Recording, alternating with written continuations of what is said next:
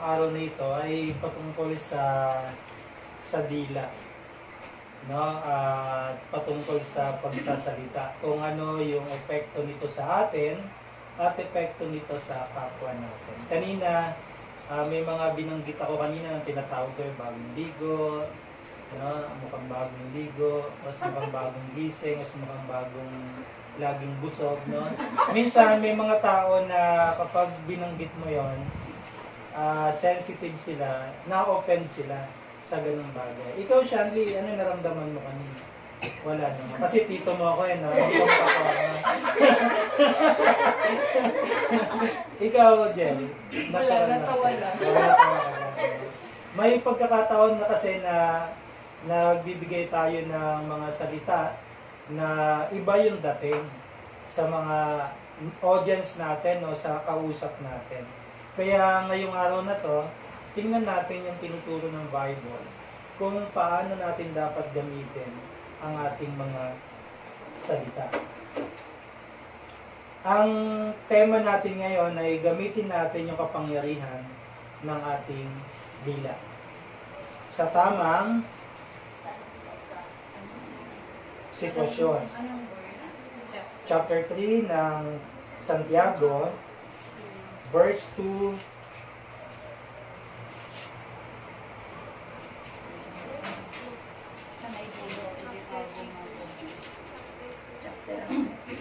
chapter 3 ng Santiago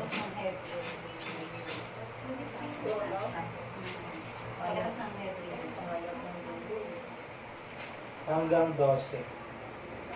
Santiago ano? 3. Kapitulo 3. Chapter 3 verse. Pagkatapos ng Hebreo. Chapter 3 Verse 2 hanggang 12. Kung papasinin niyo sa pag-aaral natin ay gumagamit lang ako ng mga simpleng salita kasi gusto lang natin na maunawaan ng madali yung pinag-aaralan natin. Wala naman tayo sa Bible School kaya hindi natin kailangan gumamit ng mga term na malalim dahil mas lalong hindi nyo makukuha yung ating pag-aaralan. So, nakita nyo na yung chapter 3, verse 2 hanggang 12. Umpisahan ni Ate Angel sa pagbasa hanggang sa matapos ang talatang 12. Tayong lahat ay nagkakamali sa iba't ibang paraan. Ang sino mang hindi nagkakamali sa kanyang pananalita ay isang taong ganap at marunong magpili sa sarili. Kapag nilagyan ng renda ang bibig ng kabayo, ito ay nakapasunod natin at nakapabaling saan man natin minsan. Tingnan ninyo ang barko. Kahit na ito ay napakalaki at itinutulak ng malalakas na hangin, ay may naibabaling saan man naisip ng piloto sa pamamagitan ng napakahigit na simon. Ganyan din ang dila ng tao. Maliit na bahagi lamang ng katawan, ngunit napakalaki ng nagagawang kayamaang buhay. 5-6 na. Isipin na lamang ni Leslie paano napapalagab ng isang maliit na apoy ang isang malawak na pagbubata. Ang dila ay parang apoy, isang daigdig ng kasamang nagpaparuni sa ating buong pagkatao. Ang apoy nito ay mula sa impyerno at sinusunog ang lahat ng buhay ng tao. Sa lahat ng uri ng hipon ay sa tumalakad sa matapang mga nakatira sa subing ng tao. Nakatira sa tubig ay kayang sukingin at talagang nasusugin ng tao. Verse 8, ngunit walang makasupil sa dila, ito'y mapakasamas at walang tigil, puno ng kamandag na nakamatay. Verse 9. We bless our God and Father, and with it enforce men who have been made to the similitude of God. And so blessing and cursing come pouring out of the same mouth. Surely, my brothers and sisters, This is not right. Verse 11. Hindi lumalabas sa isang bukal ang tubig tabak at tubig alat. 12. Mga kapatid, hindi makakapamunga ng olibo ang puno ng igos, o ng igos ang puno ng ubas, at lalong hindi rin bubukal ng tubig tabang sa bukal ng tubig alat. Ayan. So dito sa pag-aaralan natin ngayong araw na ito, makikita natin yung kahalagahan ng tamang paggamit ng salita. At kung ano yung epekto ng mga salita na hindi naman natin binanggit na hindi natin napag-isipan o kaya hindi galing sa puso natin kung ano yung resulta. Tingnan natin yung bago mag-outbreak yung COVID-19 dito sa Pilipinas. Bakit nagkaroon ng panic yung mga tao? Bakit naubos yung mga tinda sa grocery store? Naubos yung alcohol, yung mask? Ano kaya sa tingin ninyo yung nangyari? Fake news. Fake news. Ano ba yung fake news, Camille? Ikaw bilang millennial. Nung nagkakalat ka ng balita na wala naman talagang basehan. Yung balita na mukhang totoo, no? Kinakalat mo, pero hindi naman pala totoo. Hindi mo man lang tinignan muna kung tama yung senior mo sa wall mo sa FB. Ano pa? Ano pa yung naging dahilan bukod sa fake news? Bakit nagkaroon ng takot yung mga tao? Dahil sa salita na kumakalat, no, na nadinig natin sa iba, tapos sinasabi rin natin sa kakilala natin. Kaya ang nangyayari ay nagkagulo yung mga kapwa Pinoy natin ng mga nakaraang linggo at naubos yung mga pamilihan. Bakit? Kasi sabi, magla-lockdown, no? Wala nang magbubukas ng grocery store, wala nang mabibila ng pagkain. Kaya ang ginawa ng mga tao, nag-imbak, nag-ipon ng pagkain. Pero nakita naman natin hanggang ngayon may mga tindahan pa rin namang nabibili. Ang nangyari, yung mga tao bumili ng pagkain at ng gamit na higit sa pangangailangan nila. Kaya nagkaroon ng kakulangan. Yung iba wala nang mabili. Bakit? Napunta na sa ibang tao. Sobra-sobra na yung nabili nila. Hindi na sakto sa sapat o na pangangailangan nila sa ilang linggo na quarantine natin dito sa buong Luzon. Nagsimula yung kasi sa fake news, sa mga usap-usapan, sa mga salita na binitawan ng isang tao, umalat at nakarating sa atin na nag-create ng takot sa puso ng mga tao. Dito sa binasa natin, buksan natin yung Santiago. Makikita natin sa verse 2 na sinabi rito na lahat tayo ay nagkakaroon ng pagkakamali. Tama? Sino rito yung hindi nakapagkukumit ng mistake sa buhay? Palagay ko, wala. Lahat tayo, nagkakamali tayo. Halimbawa, minsan may mabait na tao naman, magalang na tao, pero dumating yung point sa buhay niya na paggising niya, wala siya sa mood. Pagkatapos, biniro siya ng kaibigan niya, o kaya naman ay ginulat siya ng kapatid niya. Ano yung nangyari? Doon sa gumising na yun na walang mood, naging monster, no? Talagang nagalit at nakarinig ka ng salita na hindi mo in-expect. Kasi nga, na-trigger, no? Yung kanyang sarili. Ibig sabihin, walang perfectong tao. Nagkakamali tayo. At ang sabi ni Pedro, yung hindi nagkakamali ay siya yung matuwid at perfectong tao na kayang kontrolin yung kanyang dila, yung kanyang buhay, yung kanyang pananalita. At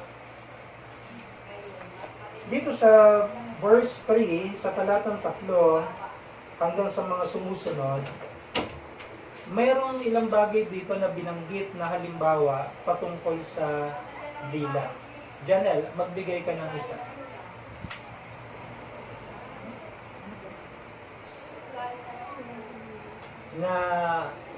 Na kinompare yung dila saan?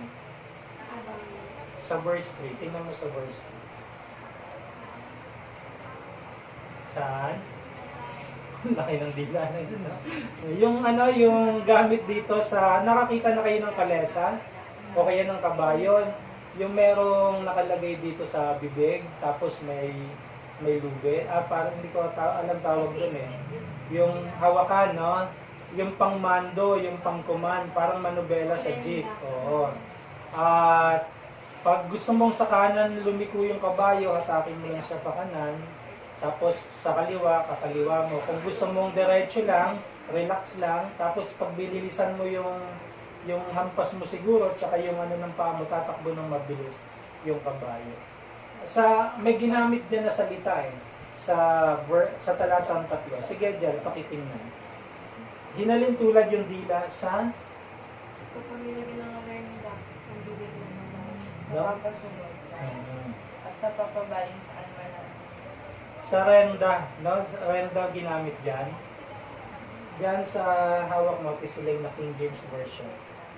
You put beats in horses. That will be us. Diyan kay nanay, bukada. Bukado. Bukado. Yung bukado, ano yung uso yung pag summer, no? Kapag Avocado yun. ay, avocado ba yun? Hindi pa ako tapos mag-joke eh. Ngayon ko na nag-gets.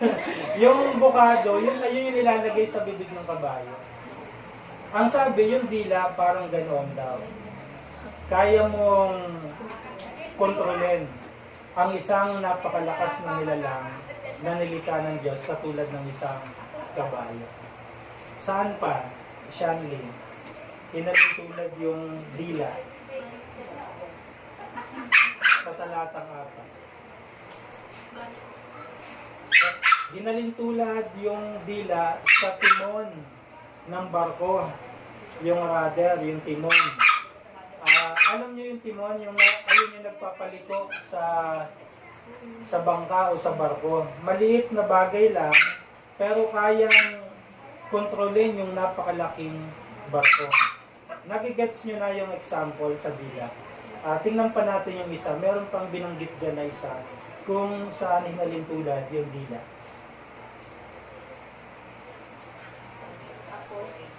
Sa talatang 5.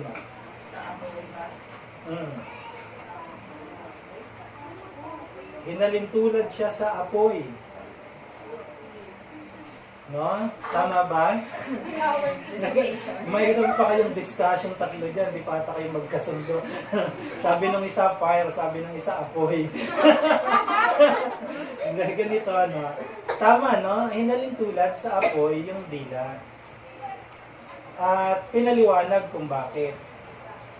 Kaya daw sunugin ang buong kagubatan ng maliit na apoy lang. So ano yung nakikita niyo dun sa example na pinakita rito ni Santiago? Sa bukado, sa timon, sa apoy. Paano at hinalintulad din sa dila? Ano yung naisip ninyo? maliit lang siya pero malaki yung bibig. Parang Maliit lang siya pero malaking epekto. Sabi ng Angel, small but terrible. Tingnan niyo si Cheska, maliit lang pero yung kahul niya umaabot dito sa loob. Ganon yung pinakita ni Santiago, no? Na mas naintindihan natin na yung epekto pala ng salita natin. Bagamat maliit na bahagi lang yung dila natin sa ating katawan, malaki pala yung kayang maging damage nito kapag hindi natin nagamit ng tama. Kaya maganda itong pinag-aaralan natin. At tingnan pa rin natin dito sa verse 7. Kung paano hinalintulad yung ating dila. Hanggang 8. Pakibasa nga, Ate Angel. 7 and 8. lahat ng uri ng ibon at hayop na lumalakad o gumagapang o nakatira sa tubig ay kayang paamon at napaamon na ng tao. Ngunit wala pang nakakapagpaamon sa dila. Ito ay kasama ang hindi mapigil at puno ng kamandag na nakakamagal. Ayan. Pinakita rin dito ni Santiago yung katotohanan sa kalagayan ng dila ng tao. Sabi nga ni Santiago, buti na yung leon, yung mga mababangis na hayop, yung malalaking hayop ay napapaamo ng tao, subalit yung dila raw hindi kayang kontrolin ng tao. Naniniwala ba kayo ron? Sige nga, bakit mo nasabi, Ate Silene? Yung dila. Bakit hindi kayang kontrolin ng tao? Ano eh, kaya yung nakakapagsalita tayo ng dahil sa dila, hindi mo naman pwedeng hawakan, hindi mo naman pwedeng usap ka. Kung ano yung binigas mo, yun ang nangyayari. Kaya kailangan talaga mag-ingat ka sa mga binibitawang sila. Hindi mo kontrolado, no?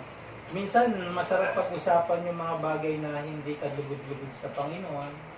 Minsan, pag galit ka, ang sarap magsalita, no? Lahat tayo nakaka-experience nun. Pag may litulo natin, nasaktan tayo, galit tayo, talagang nakakapagsalita tayo ng mga bagay na hindi rin maganda sa pandinig ng ibang tao. At pag kumalma ka na, nare-realize mo na lang na, ay, nakasakit pala ako ng kapwa, nakasakit pala ako ng ibang tao. Kanina nga sabi ni Camille sa nanay niya, may nang-aaway daw eh. Paano kaya ginamit nung nang-aaway kay nanay yung dila niya? No? Siguro masakit para kay Ate Carmelita, siguro nakaka-offend yung mga sinabi. Ayun ang sabi ni Santiago, yung mga mababangis na hayop, napapaamo yan. Pero yung dila, nahihirapan ng tao na kontrolin ito. Ngayon, tingnan natin kung paano natin magagamit yung ating dila sa mabuti. Kasi yung tongue, nagre-represent siya sa ability natin na magsalita. Yung iba nga, walang kakayahang magsalita, pero kaya nilang makipag-communicate sa pamamagitan ng mga sign and language, no, na tinatawag.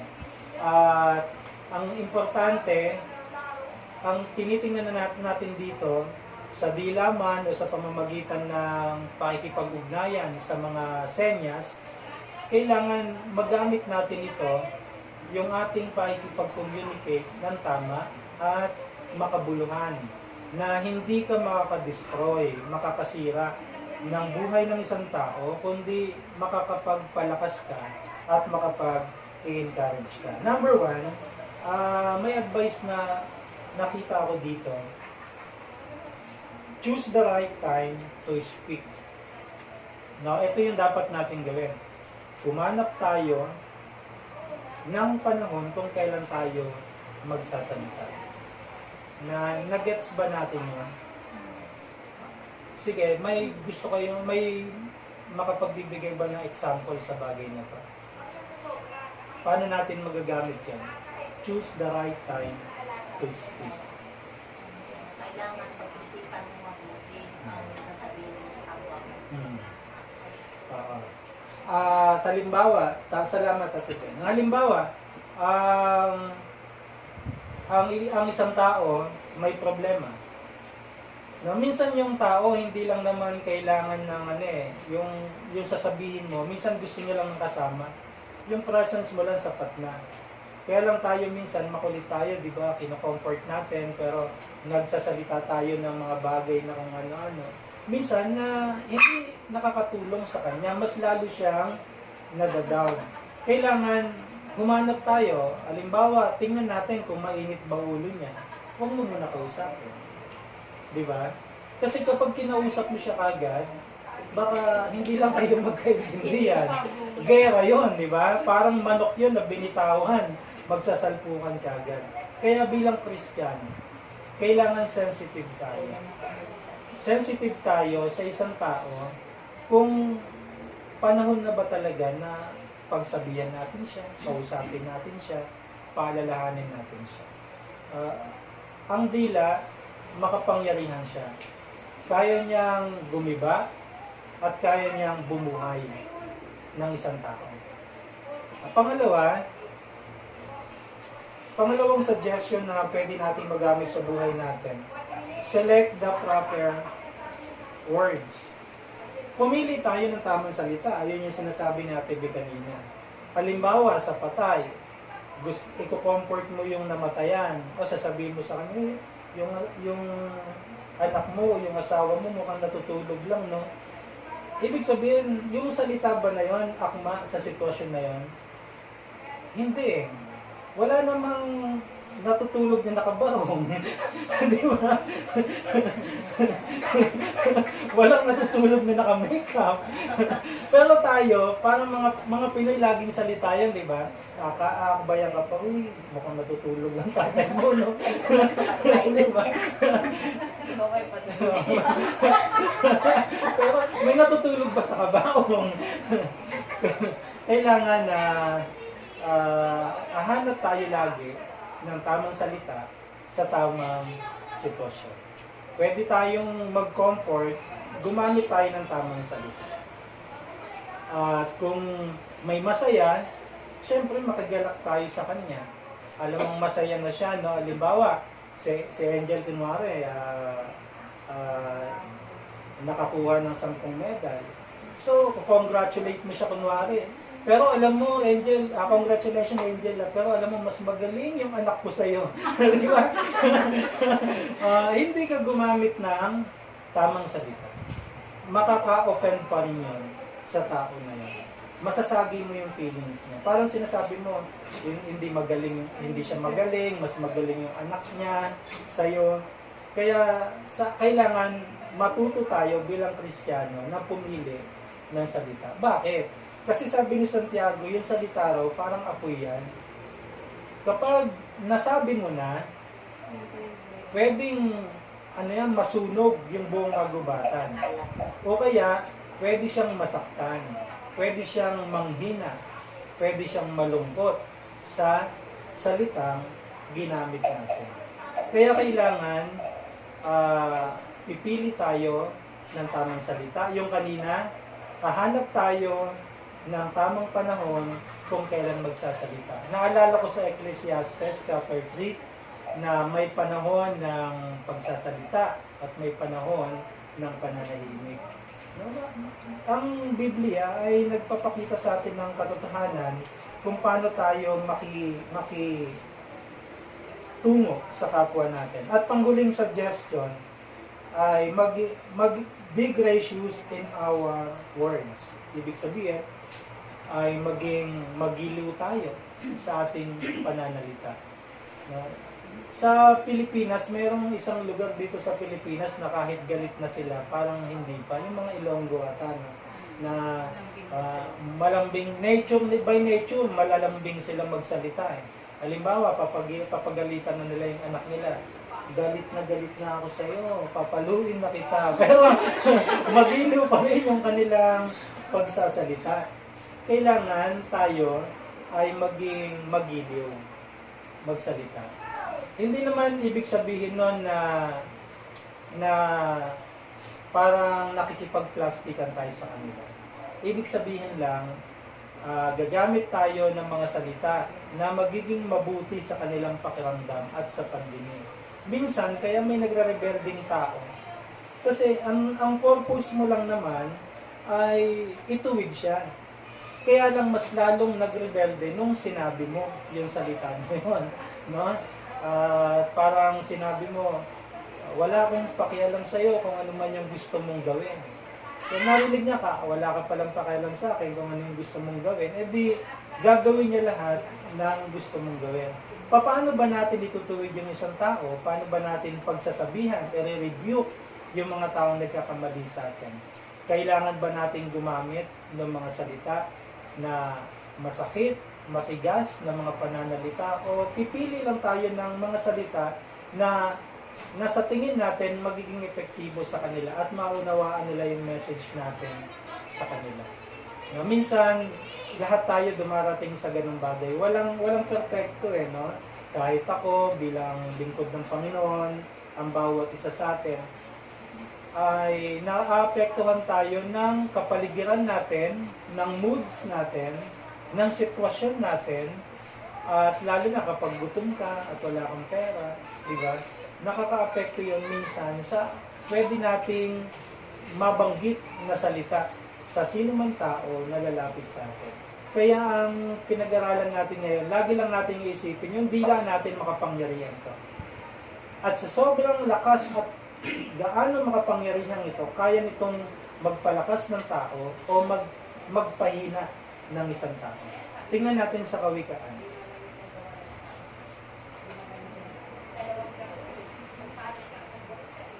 Chapter 18, verse 21. Kapitulo 18, talatang 21. Sa Old Testament tayo, pagkatapos yun ng mga awit. Kawikaan 18, talatang 21. Nakita niyo na? Pakibasa nga sa nakakita na. 21. 21. 18. Ang buhay at kamatayan ay sa dila ng kasalanan. Okay, Nakikinabang ng bunga nito ang dito Okay ay na, nagmamahal. pagkatapos nito. Ulitin ni Ate Camille. Pakiulit namin. Ang buhay at kamatayan ay sa dila ng kasalanan. Nakikinabang ang bunga nito ang dito ay nagmamahal. Yan. Ang dila raw, ano raw ang nakasalalay, buhay o kamatayan. Kaya sa pinag-aaralan natin, ilagay lang natin sa puso natin lagi na eto na ba yung tamang oras at panahon para ako makipag-usap sa kanya, para sabihin ko tong gusto kong sabihin sa kanya. Ito ba yung tamang salita na gagamitin ko sa kanya? Makakatulong ba ito sa kanya o hindi? Magiging maganda ba sa pakiramdam sa kanya yung salita na aking babanggitin sa kanya? Kaya tayo bilang mga Kristiyano, maunawaan natin na bagamat ang dila ay mahirap kontrolin, pero bilang anak ng Diyos, kapag naintindihan natin ang ating kalagayan, unti-unti ay mababago tayo sa ating pamumuhay, sa ating gawi, lalo na sa ating pagsasalita. Tingnan natin sa verse 9 hanggang 11. Papabasa ko kay Ate Angel. 9 hanggang 11. Hanggang 12 na. Ang taong batugan ay sinsama ng taong Sa may Jen, sa Santiago tayo. Balik tayo sa Santiago. Sorry. Chapter 3, talatang 9 hanggang 12.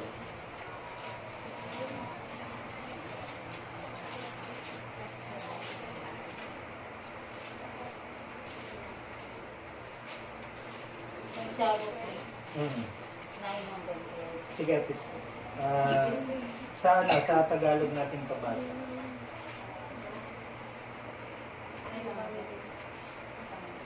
Santiago, verse 3. Sige, Shandy, pakibasa yung Chapter 3, 9 to 12. verse. Dahan-dahan. Ito ang ginagamit natin sa pagpupuri sa ating Panginoon at Ama. At ito rin ang ginagamit natin sa paglait sa taong nilalang para sa larawan ng Diyos. Sa isang bibig ng gagaling ang pagpupuri at lalaki. Hindi ito dapat mangyari, mga kapatid. Hindi lumalabas sa isang bukal ang tubig tabang at tubig alat. 12. Mga kapatid, hindi makakapamunga ng olibong puno ng igos o ng igos ang puno ng ubat at lalong hindi rin bumubukal ng tubig tabang sa bukal ng tubig alat. Ayan. Dito sa last verses na binasa ni Ate Shanley, makikita natin na kapag na-realize mo yung kapangyarihan ng dila o ng pananalita at kung anong epekto nito sa buhay natin, kailangan magkaroon tayo ng pagbabago. Katulad ng sinabi ng Apostol Santiago, wala raw naggagaling sa isang bukal na tubig tabang at tubig alat. Hindi raw pwede mangyari yon.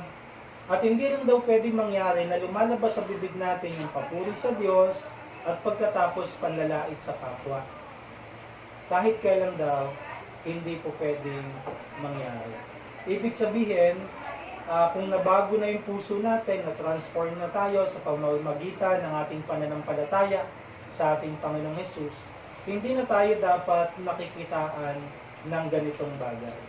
Pero minsan, hindi natin maitanggi sa ating mga sarili na kahit tayo mismo nakaranas tayo nito sa ibang tao. Nasaktan tayo, na-offend tayo, at halos bumigay din tayo sa buhay natin.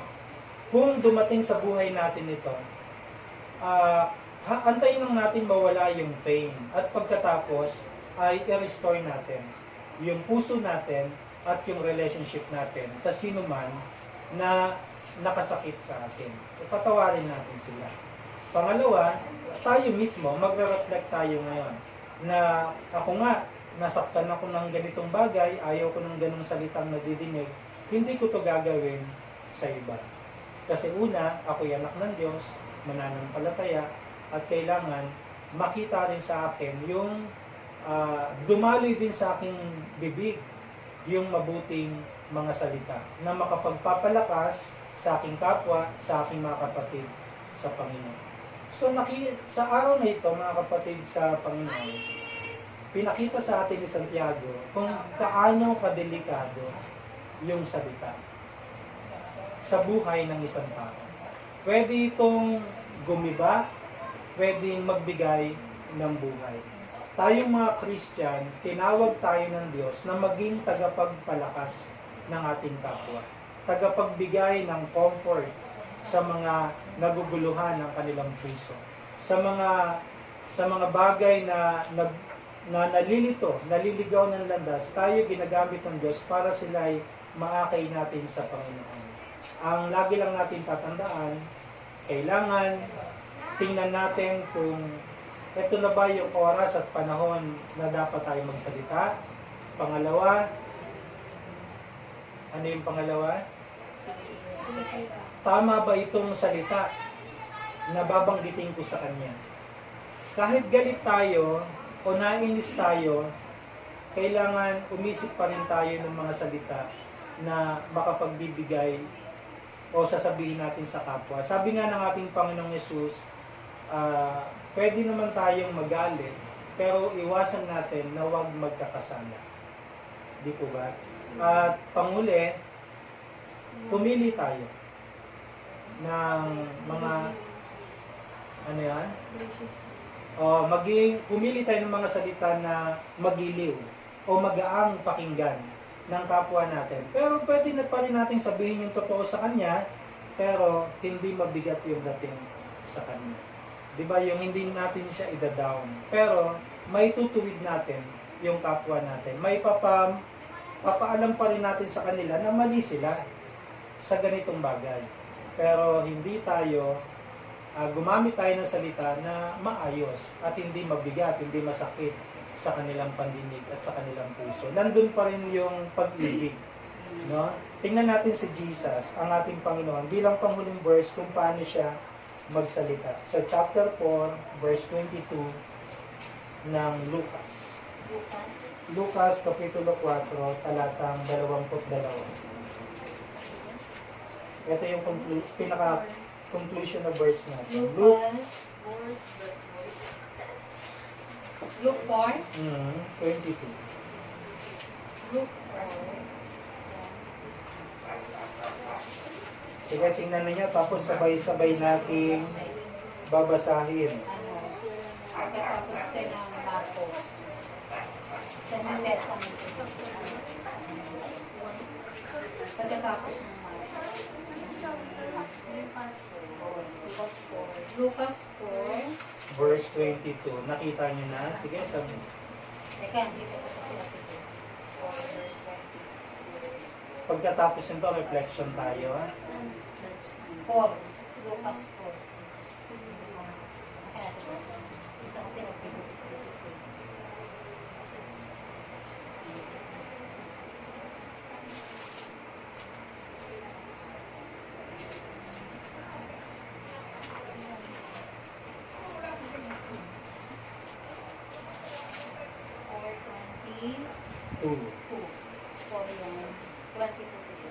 Sige, sabay-sabay natin siyang basahin. 1, 2, 3, verse 22. Everyone spoke well At umama sila sa kanyang makapahusay na pananalita. Hindi ba ito ang anak ni Joseph? Tanong nila. Ano sabi ng mga mga tao sa paligid ng ating Panginoon, humanga sila kay Jesus dahil sa kanyang husay na pananalita. Nawa ganun din tayo, no? Uy, itong taong to, itong kakilala ko, ang gaang niya magsalita sa akin kasi Kristiyano pala siya. Born again pala siya, umattend pala siya sa isang fellowship diyan. Ayan yung challenge sa atin after nito, na natutunan natin yung salitang ito. Na papaano natin gagamitin yung ating dila, yung ating pananalita sa ating kapwa. Gigiba ba tayo o magpapalakas tayo ng buhay ng ating